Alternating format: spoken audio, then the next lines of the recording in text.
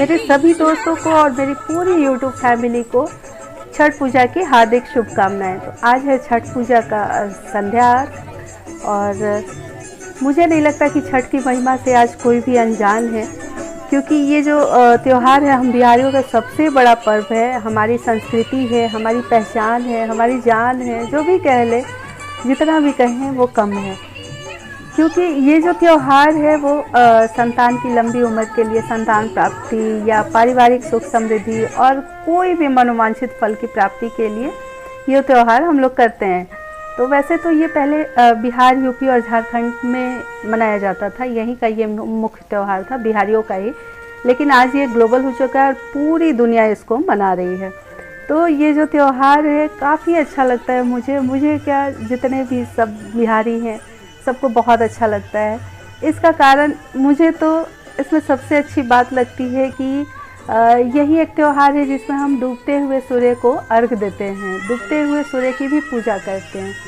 तो ये एक एनर्जी भरता है हमारे में काम करने के लिए या जो भी करने के लिए। जीवन चक्र है एक तरह से ये, कि जो अस्त होता है वो कल उदय भी होता है, जो आज ढलता है वो कल निकलता भी है और दुगनी तेज़ी से निकलता है और दुगने चमक के साथ निकलता है। तो ये एक पूजा की खासियत है। और दूसरी चीज़ ये है कि ये जो पूजा है ये प्रकृति को धन्यवाद करने का हमारा एक छोटा सा प्रयास, छोटा सा तरीका है। क्योंकि जितनी भी चीज़ें हम नेचर से लेते हैं वो नेचर को ही समर्पित करके अगर ग्रहण करते हैं तो उससे अच्छी बात और क्या हो सकती है। तो ये जो सूप आप देख रहे हैं इसमें काफ़ी सारी चीज़ें हैं, काफ़ी सारे सीजनल जो फल हैं।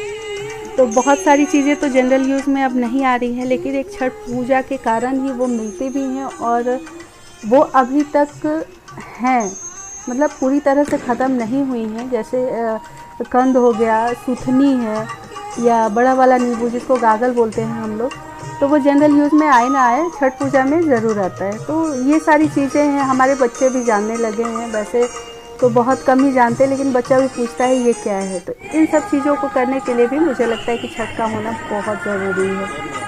इस बार तो हमारे यहाँ नहीं हो पाया, लेकिन हमारी आंटी सामने की थी और मेरी एक फ्रेंड की थी, तो उसमें हम लोग शामिल हो गए थे।